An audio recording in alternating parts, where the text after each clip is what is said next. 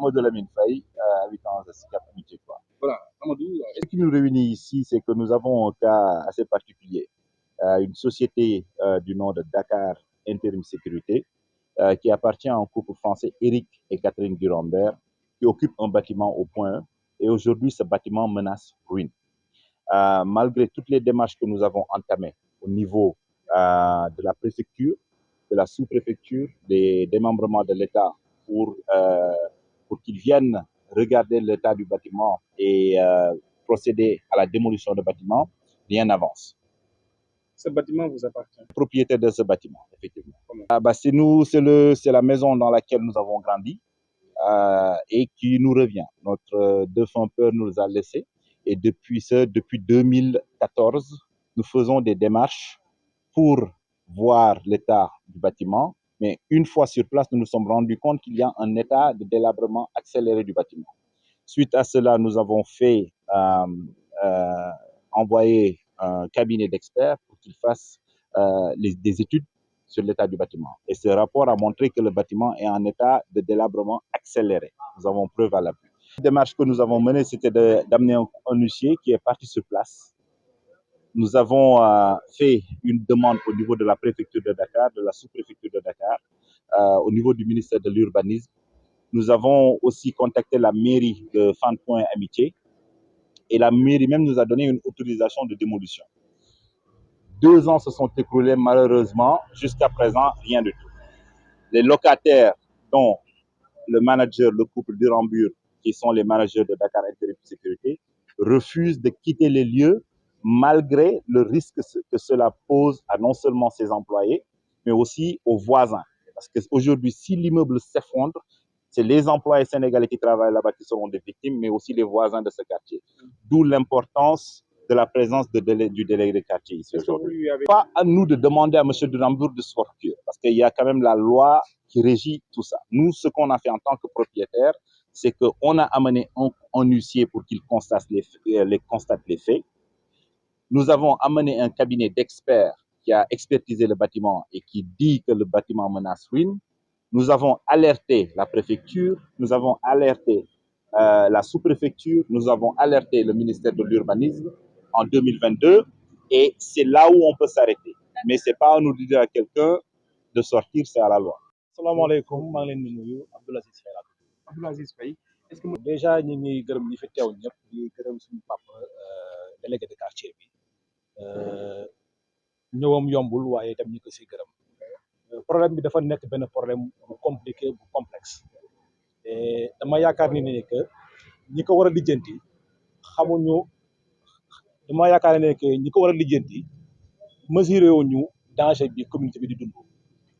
dafa am benn société bu ñuy woowee Dakar Intérim Sécurité muy liggéey ci wàllum sécurité gardiennage ak transfert de fonds yàgg Sénégal ñun ñu dëkkee ci gox bi màggee fi yaroo fi xam fi ñëpp ñu toxu en 1997 ñoom ñu luwee kër gi depuis 1997 en 2014 ñu ñëw seet si borom kër gi ne ko daf nga fi ñaar fukki at ak lu tegu te kër gi ni ñu ko gisee nii mu mel baaxul li ñu gënaloon moo ñu jël ko xool nuñ koy defaraat mu ne ñu vraiment séq naa teranga ak yéen jox leen ma rek délai madame ñu jox ko délai mu bàyyi ba délai bi di waajo truc mu indi si ay jeexi jaat li yàlla di def bâtiment bi dafa nekk si benn anam bu jéggi dayo bi ñu gisee ni dafa nekk si anam bu jéggi dayo ñu yónni fa benn huissier mu ñëw xool bâtiment bi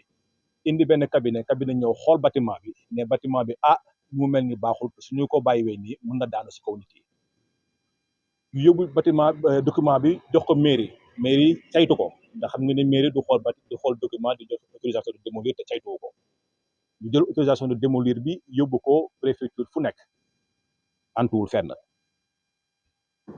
benn bis ñuy dox gis ay briques ak ay ciment tegaw taxi fekkee ci kanamu bâtiment bi ñu dugg gis bâtiment bi 2e étage bi mu daaneel ñaari dalu nekk ñun yéguñu agence bi ko doon gérer yégul kenn yégul ñu woo police ñëw arrêté travaux yi ñu woo descos ñëw arrêté travaux yi pompe si mur bi arrêt descos huissier ñëw constaté ko ñu teg ci quelques fan rombaat fa gis maçon yi di liggéeyaat ñu woo huissier bi ñëw pour constater ñu ne ko doo dugg déjà loolu rek lu doy waar la ndax huissier agent état la mënoo ñëw di def sa liggéey ñu ne la doo dugg huissier bi daf constat am mu pare liggéey bi li ñu daje fii mooy bâtiment bi boo ko rombee dañu ko peinture nii mais boo duggee ci biir da ngay tiit. waaw man maay Alaaji Papa Abdou délégué quartier Point voilà ñu gis ne yow.